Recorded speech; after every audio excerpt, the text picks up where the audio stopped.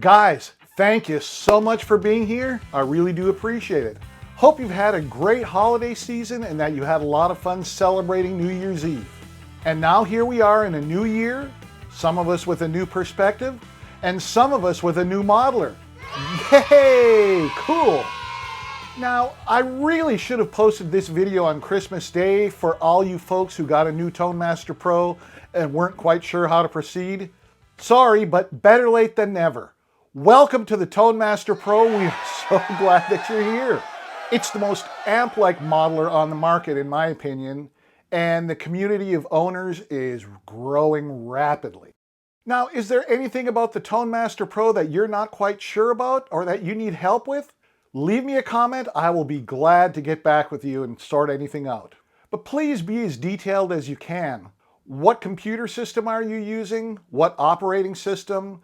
Have you updated the firmware? That kind of stuff. The more info that you can give will make it easier for me to find the answers that you're looking for.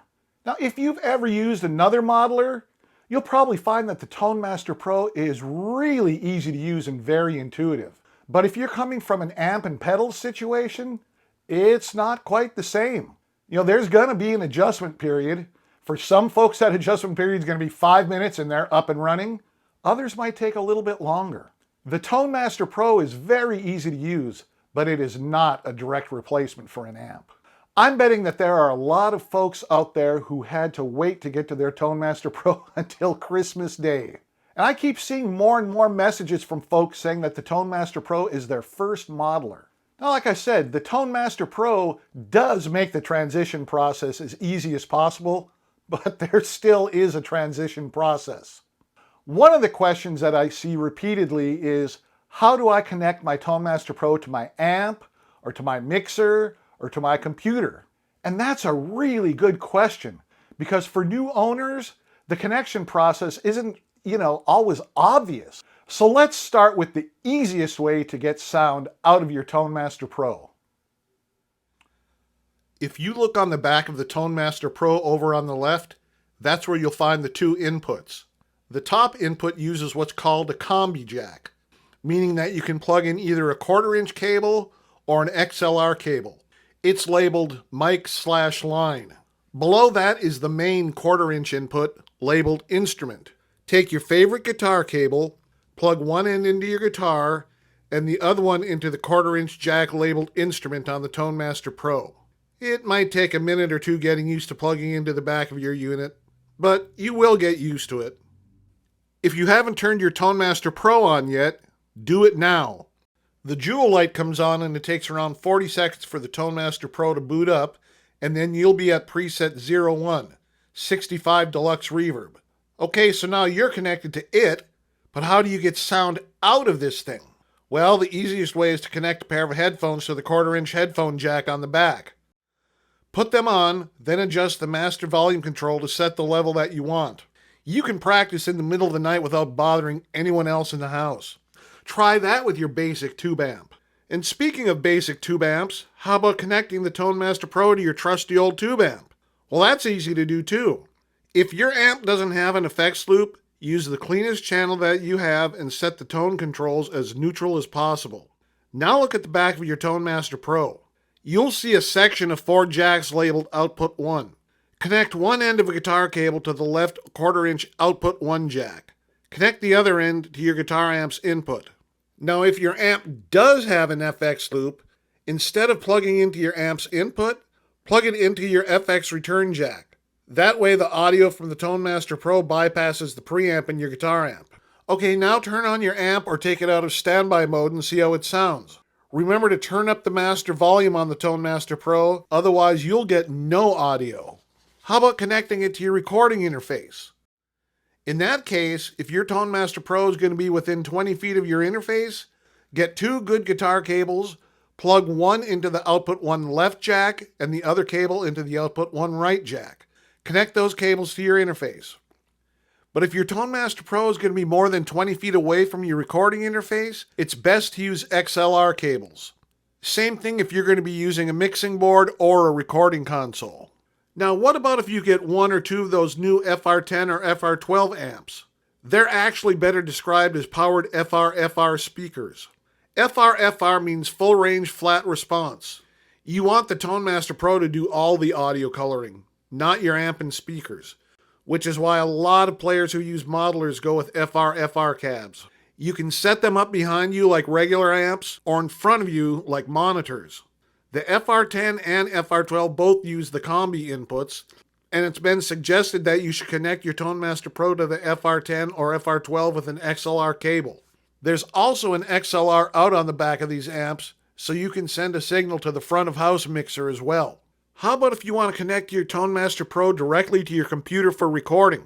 You know, it comes with a really, really nice 10-foot USB cable. Now, if you haven't upgraded the firmware yet, I'm not 100% sure that you can use USB for recording, but it never hurts to give it a try.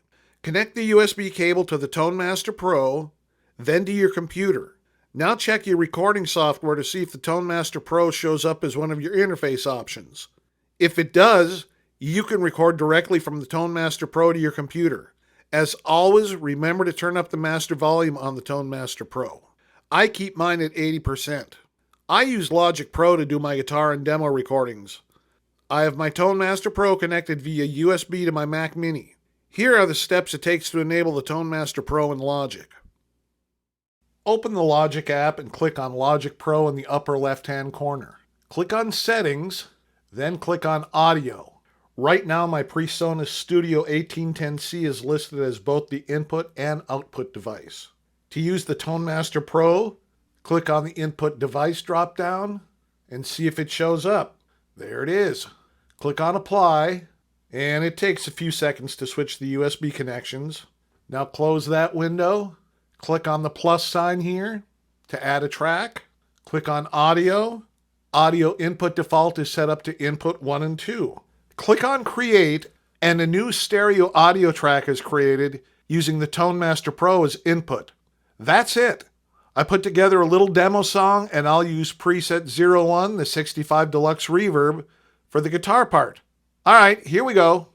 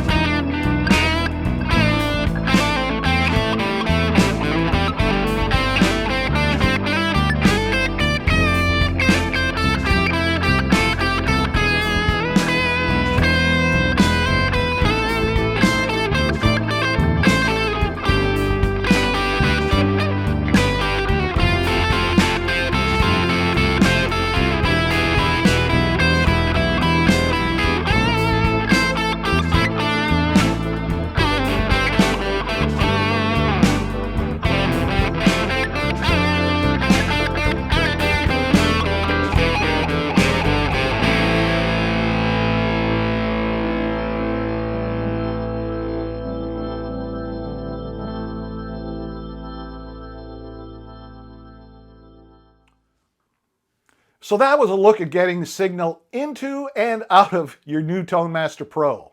I hope that made sense, but if you have any questions, drop me a line and I will be glad to get back to you. Now, for some of you folks, I'm sure that was way too basic, but for others, that may be just what they need. I'm also going to be posting links for my videos on updating the firmware and checking out the cloud. You guys really should look at those videos. It'll help a lot. And please let me know if you think I should be doing a video on the functions of the touchscreen or the functions of the Pro Control app, etc. I want to create a series of videos for new ToneMaster Pro owners that will get them up and running as quickly as possible. So again, please leave me your comments. I really appreciate the input. Now, I've got more new content coming up on Friday. You don't want to miss that. So go ahead and hit that subscribe button and ring that notification bell. All right, guys, have a great week, and I'll be talking with you again on Friday.